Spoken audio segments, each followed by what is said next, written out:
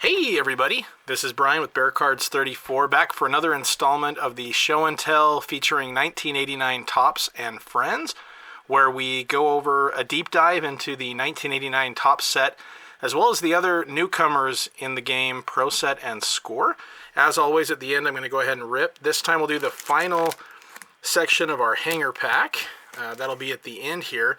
So we're going to start off first with the 1989 LA Raiders. So the year that these cards came out, the Raiders only went 8-8. They had a lot of talent on the team, but they got off to a rough start. So young head coach Mike Shanahan started the season 1-3 with the Raiders, and he was let go. And they brought in Art Shell, former All-Pro, Hall of Fame offensive lineman who had a great career with the Raiders. So Art Shell, and here's his 1978 Topps card right there. He ended up taking over, and they definitely improved the second half of the year. In fact, in 1990, he was the AFC Coach of the Year, and the Raiders went 12-4. The great thing with Art Shell as well is he was the first African-American coach to lead a team to the conference championship game. Just a very successful player, and had a nice career with the Raiders as a head coach as well. Hall of Famers for this set included, and they definitely had a lot of talent. We had Marcus Allen, Mike Haynes, Howie Long, and one of the throwback cards that I pulled, I think I pulled this out of a boombox, but this is an Amari Cooper rookie card, numbered 34, nice, out of 50, and just a gorgeous looking card, and it's modeled after the 1989 Topps set. So that was a definitely a nice pull for me, my favorite Amari Cooper card that I own. And although he's not a Hall of Famer, I mean, obviously, he didn't play long enough to really make it to the Hall of Fame. But this guy right here, Bo Jackson, who was, definitely one of the great and talented running backs of all time. Just a great player to watch. So these were his second year cards. He was also featured, Score featured him quite a bit. He had this Speed Burner card as well. And one that's a very popular part of the Score supplemental set, Bo Jackson, awesome. So that was featuring, with his baseball and football career that he had going on. And he and Marcus Allen, definitely one of the most talented backfields in the history of the game. Great combos.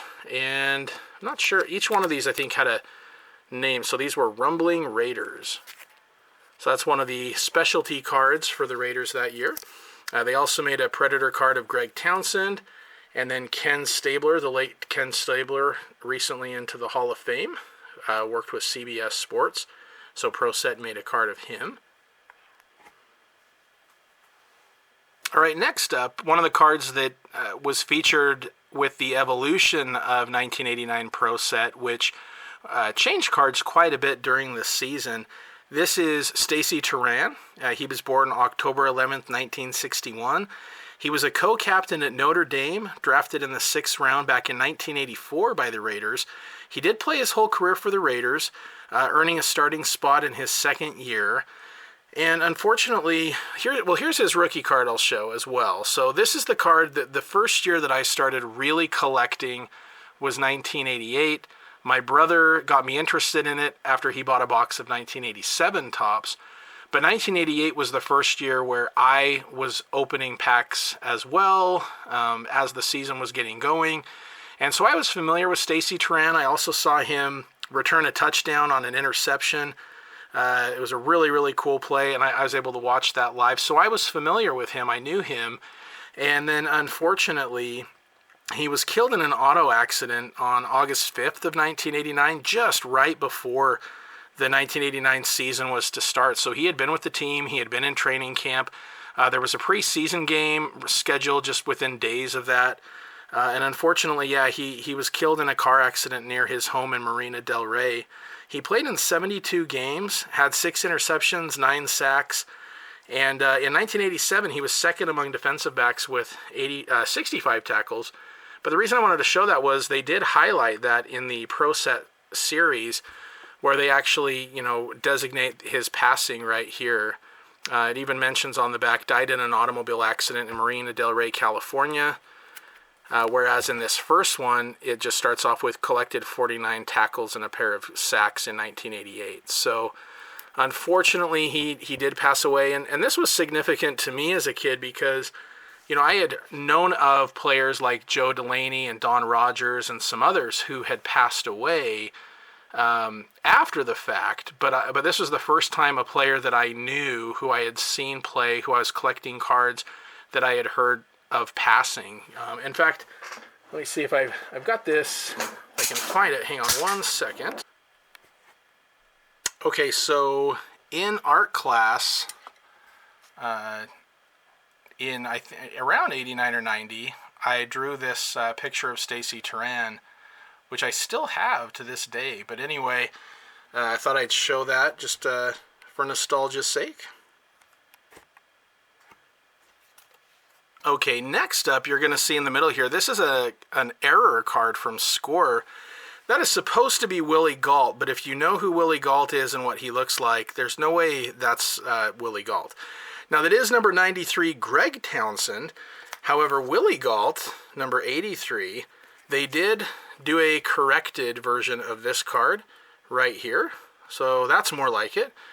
So anyway, Score did some changes as well. Not as many as Pro Set, but they did fix a few of their cards.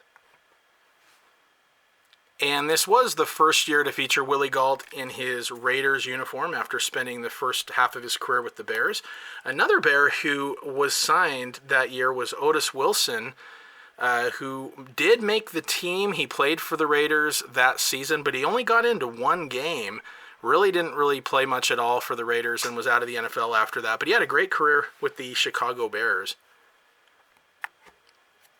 All right, so here we have Tim Brown's rookie card. He is one of my all-time favorite players. Definitely top 3 all-time favorite wide receivers in NFL history for me. He is a Hall of Famer. And he was an All-American Heisman Trophy winner out of Notre Dame. The Raiders picked him with the 6th pick in the 88 draft. One other thing to note was his Heisman. He was the first Heisman winner as a wide receiver. And that's only happened, I think, 3 or 4 times ever. For some reason, they don't get the love as much as the quarterbacks and even the running backs, especially a few years back. So anyway, he was really well known as a rookie for his returns, kick returns, punt returns. He was very, very electric, very exciting. I remember watching him on TV as a rookie and just feeling like he could break it to the house and score almost any time he got a return. And he was great at it. Now, he was a good receiver as well, but he, his first, I think, 4 or 5 years, his first 5 years, he only had 147 catches. However, he then went on to have 9 straight 1,000-yard seasons and 9 straight Pro Bowls as well. He was injured in his second year and didn't get to play much, and I wasn't sure what would become of him. And then he went on to evolve to become one of the great receivers in NFL history. What was really cool, though, was back in December of 2001, he returned a punt 88 yards for a touchdown, and he wasn't doing all that much punt returning in the latter part of his career. But that 88-yard touchdown against the Chiefs made him the oldest player in NFL history to score a touchdown on a punt return. And he's the all-time Raiders leader in games played at 224. All-time leader for the Raiders in receptions, receiving yards, punt return yards. He did play his final year in 2004 with the Tampa Bay Buccaneers and then signed a one-day contract with the Raiders and retired. He's also part of the 90s All-Decade team and had a NFL record for most consecutive starts by a wide receiver with 176. And if you include the playoffs, he had 185. Now, with that rookie season, he was also an All-Pro as a kick returner, and that's his kick return card. However, you may notice that is not Tim Brown. That is a picture of this guy right here, James Lofton. And so they did make a corrected version of that right here. Nice looking card. So that's the Tim Brown All-Pro Rookie corrected version. And I showed this in the first video I made on the 89 set, but Tim Brown also had this record breaker for passing Gale Sayers with his return yards there. So anyway, just a great player, one of my all-time favorites. Speaking of Notre Dame graduates who played for the Raiders, this is Steve Berline. He had a very successful career at Notre Dame and was drafted in the 4th round back in 1987 by the Raiders. He had a really long career. He played 17 years. Raiders, Cowboys, where he won a Super Bowl as Aikman's backup, Cardinals, Jags, Panthers, Broncos. In his rookie year during a preseason game in 87, he suffered a severe injury that ended his season. And then in 88, he went back and forth with Jay Schrader for the starting spot. 1989 was going poorly, and by week 10, Art Shell put Berline in as the starter for the rest of the season. But he was having an up-and-down career. His best years were with Carolina. In 1998, he was the NFL percentage completion leader.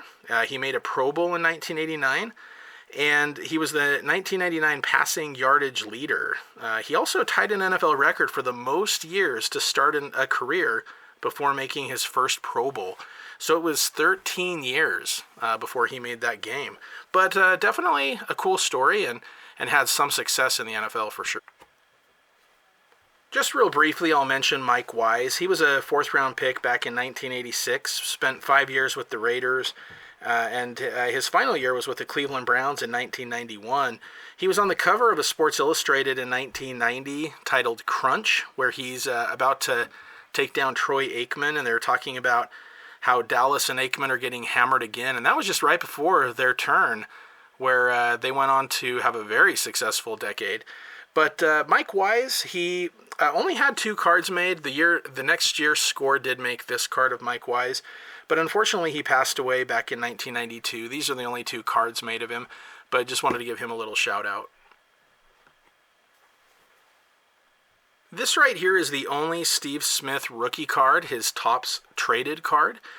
For those of you who collected cards in the 1990s, you know that before the receiver Steve Smith, who's definitely on his way to the Hall of Fame, there was another Steve Smith.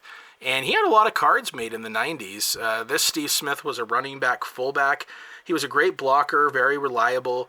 He had a 9-year career, and he was able to work with, Marcus Allen, Bo Jackson, Greg Bell, Eric Dickerson. He was a 3rd-round pick in 87. His final couple years were with the Seahawks, and a back injury cut his career a little bit short. In 1995, he won the first Madden Bowl on Super Bowl weekend, where current and former NFL players compete against each other. He also married a Raiderette. Unfortunately, he passed away in November of 2021 after a long battle with ALS, or Lou Gehrig's disease. He was actually diagnosed way back in 2002, so I know that was quite the ordeal for him, unfortunately. And then next up, his teammate, Swervin Mervin Hernandez.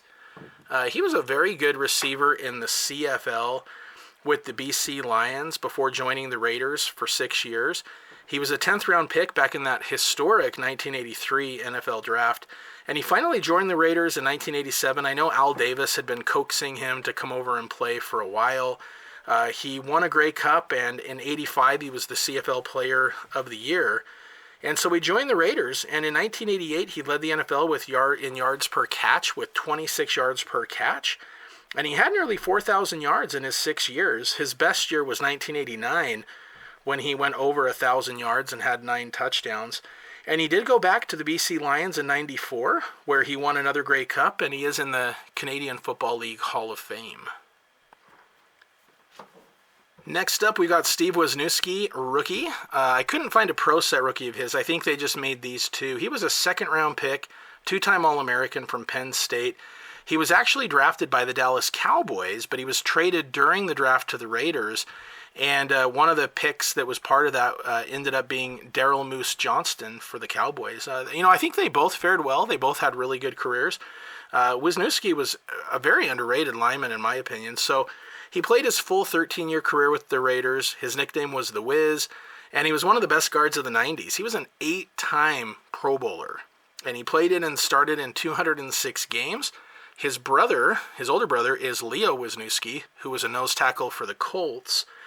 And his nephew, Stephen, played in the NFL as well and won 2 Super Bowl championships. So they're a family that definitely has seen much in the NFL.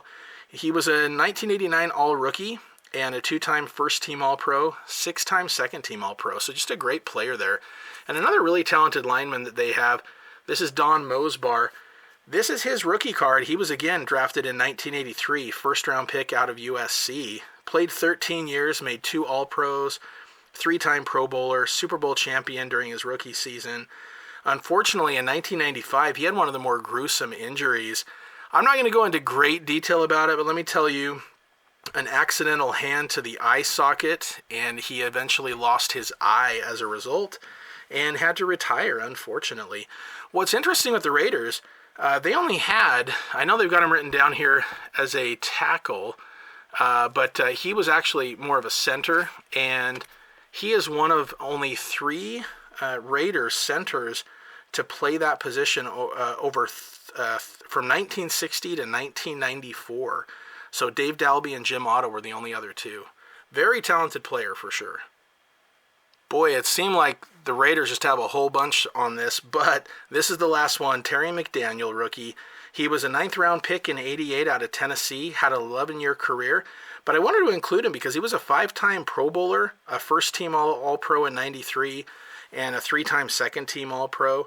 He also had 35 interceptions with 6 touchdowns. 5 of those were with the Raiders, which is a team record. So kind of an underrated defensive back that I thought I would want to highlight as well.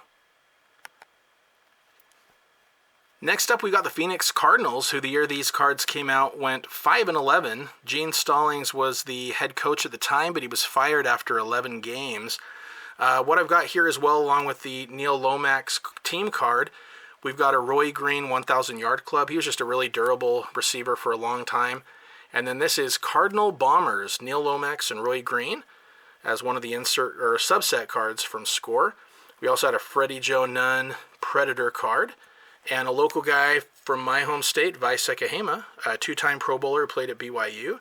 And then we've got the rookie card of Jay Novacek. This is a very good tight end. A lot of players probably, a lot of fans from Dallas are probably very familiar with him. He had an 11-year career, best known for his time with the Cowboys, where he was a 3-time Super Bowl champ and a 5-time Pro Bowler.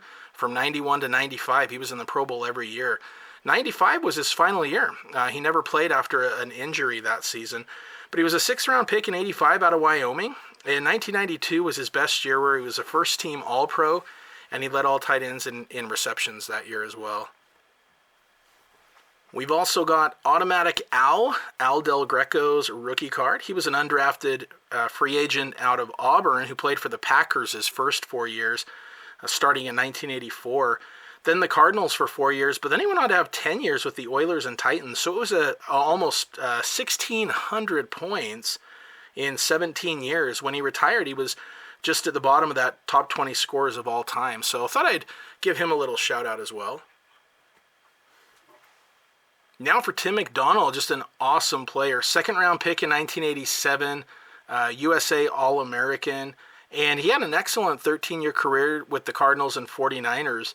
In 1989, he was a first-team All-Pro. That was his best year. He had 155 tackles, 7 interceptions, including 1 for a touchdown, and a fumble recovery. He was a 6-time Pro Bowler. He made 3 Pro Bowls with the Cardinals and another 3 with the 49ers. And he was a Super Bowl 29 champ with the Niners as well. One thing that I read about with him was in 1993, he donated $2,000 to the Boys and Girls Club in the Bay Area every time the 49ers won, which I thought was pretty cool. And his son, TJ McDonald, or Tim Jr., also played in the NFL with the Rams and the Dolphins. Next up, Eric Hill. This is a guy I've talked about before. He sent me a really thoughtful letter as a TTM when I was a kid. He was the 10th pick in '89 out of LSU and played 9 years with the Cardinals and then 1 each with the Rams and Chargers. And he had over 1,000 tackles in his career, started 151 games. Then we got Tim Rosenbach. So that's Tim right there. This is not Tim right here. That is not number 3. That is number 5. That is Gary Hogaboom. And for some reason, they put his picture with the Score supplemental. But that is not him. But anyway, the 2 on the left are. His father was a high school and college football coach, so they moved around a lot. And in high school, he was nationally ranked in the javelin throw. But throwing footballs is what would really have him make his mark. He led the nation his junior year in passing efficiency at Washington State, and he finished in the top 10 for the Heisman. Anyway, he skipped his senior season and was drafted in the 1989 supplemental draft right after Bobby Humphrey to the Denver Broncos. He only got light playing time as a rookie, but he started all 16 games in 1990, throwing for over 3,000 yards and 16 touchdowns. Unfortunately, he also had 17 interceptions, and he was out of the NFL quite quickly due to injuries. It prematurely ended his career. About 10 years ago, he briefly was the offensive coordinator at Weber State University, which is a school here in my home state of Utah. But anyway, yeah, he kind of had some good potential after his second year and then kind of fizzled out after that. Now we've got the Miami Dolphins. This Dan Marino team card came out in 1989, which is a year that the Dolphins finished 500, going 8-8. Don Shula's coaching card on the left there, the late great all-time winningest coach. And we do have a couple of subset cards. We got the the Marks brothers, great combos, Duper and Clayton. And then for a Hall of Famer, we've got Dan Marino. And here is his record breaker card. And so our first player to mention here we'll do is Jarvis Landry. He was a second-round pick in 88 out of Florida. He was an All-American in 87, and he played safety for Miami for 6 years. Then he played 94 with the Giants and was out of the league after that. But he had 14 interceptions in his first 5 years. Very talented duo with Louis Oliver, who I'll mention next. But unfortunately, Jarvis passed away suddenly in 2010 when he was only 45 years old. So his college and NFL teammate right here, Louis Oliver, was also a very successful safety in the NFL. He was a first-round pick in 89 and a two-time All-American out of Florida. He had an 8-year career, including 94 with the Bengals, before heading back to Miami for his final couple seasons. His best year was in 92 when he was an All-Pro.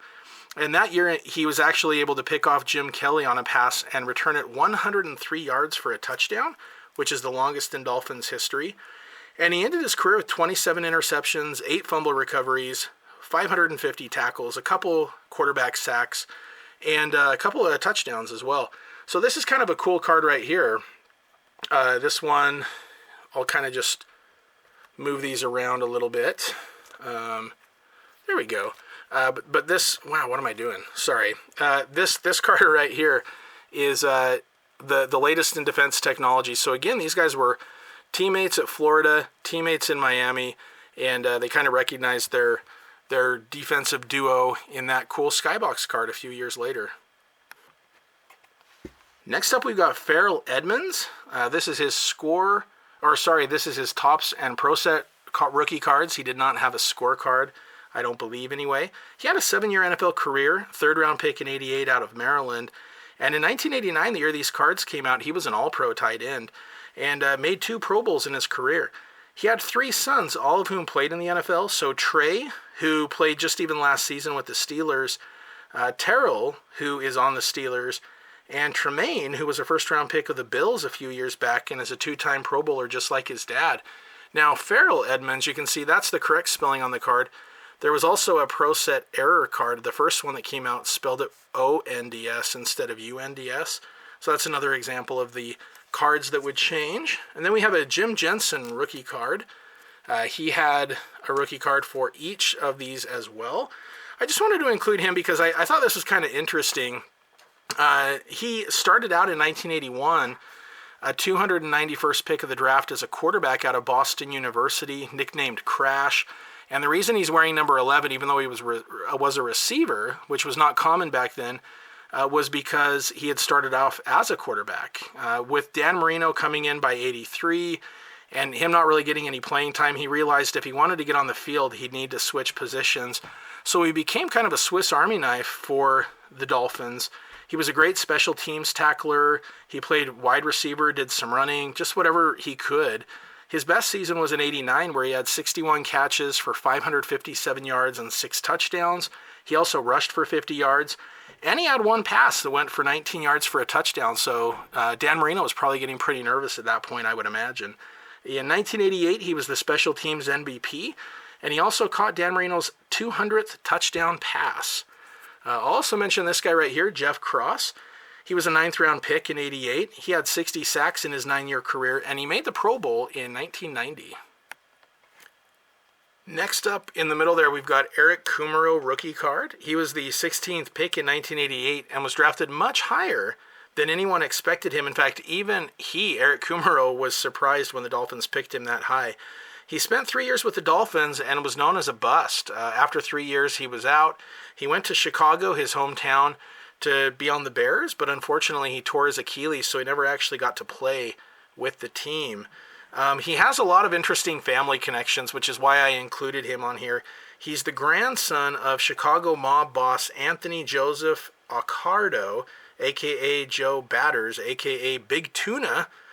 He's also the son of offensive lineman Palmer Pyle, who played in the NFL, and his brother-in-law is that guy to the right, John Bosa. So John Bosa's kids, if you remember, would be Joey Bosa and Nick Bosa, and so Eric is the uncle of Joey and Nick Bosa. So quite an interesting family tree there for sure. Last up, we have the Chargers, who went 6-10 in 1989. They have the Gary Anderson 1,000-yard club from '88 featured. Now, they did bring in Jim McMahon. They were hoping that it was going to be a good season, but Jim McMahon, for every reason, needed to stay in Chicago, but alas, he did not. They really were struggling that season, and McMahon was only there for that 1 year. He was replaced by Billy Joe Tolliver, who honestly did not fare any better, in fact, probably worse. He was a journeyman, played 12 years, but really, his career, he threw more interceptions than touchdowns. Now, one thing that was kind of cool is there is a throwback for the Chargers. 2013 score, they highlighted kind of the old 89 set, and so there's a Keenan Allen. The Texans weren't around back then, but DeAndre Hopkins, and I pulled this in a pack years ago, Josh Boyce of the Patriots, so I did get an auto there. One player I did want to highlight, though, is this guy right here, Anthony Miller. He is an absolutely fantastic receiver, and these are his rookie cards right here. He was what round was he? First round, 15th pick out of Tennessee, had a 10-year career. Best known with the Chargers, but had a really good career with the Broncos as well. He had 2 1,000-yard clubs with Denver, in fact. So 89 was his best year. He broke franchise records for 75 catches, 10 touchdowns, 1,200 yards, and made the first of 5 Pro Bowls, and ended his career with over 9,000 yards. So really, really good receiver there. All right, so we'll finish up with this final rip here. I have these Marion Butts rookie cards in the back. Just to mention, he didn't have a stellar career necessarily, but he did have a great season in 1990. He was an All-Pro. He had over 1,200 yards rushing, 8 touchdowns, 4.5 yards a carry. So that was just a fantastic year, and he made 2 Pro Bowls, so, a good running back. All right, Lonzel Hill, Van McElroy, Paul Gruber, Doug Smith, Sammy Winder. Hey, Tony Dorsett, there's a good one. Final card with the Broncos, I believe. Phil Simms, Steve Berline rookie. Bruce Matthews, another Hall of Famer there. Hassan Jones, Mark Clayton, Keith Ferguson, Tom Newberry, and a Mike Tomczak of the Bears. So I'm yet to pull a Michael Irvin, Thurman Thomas, Tim Brown, any of those. I've been hoping to, maybe one of these days. But anyway, thank you everybody for watching. I appreciate you taking the time. It's always great to hear from you guys and your comments and thoughts, so I really appreciate it. And I'll be back with another round next week, hopefully. Thanks so much. Bye-bye.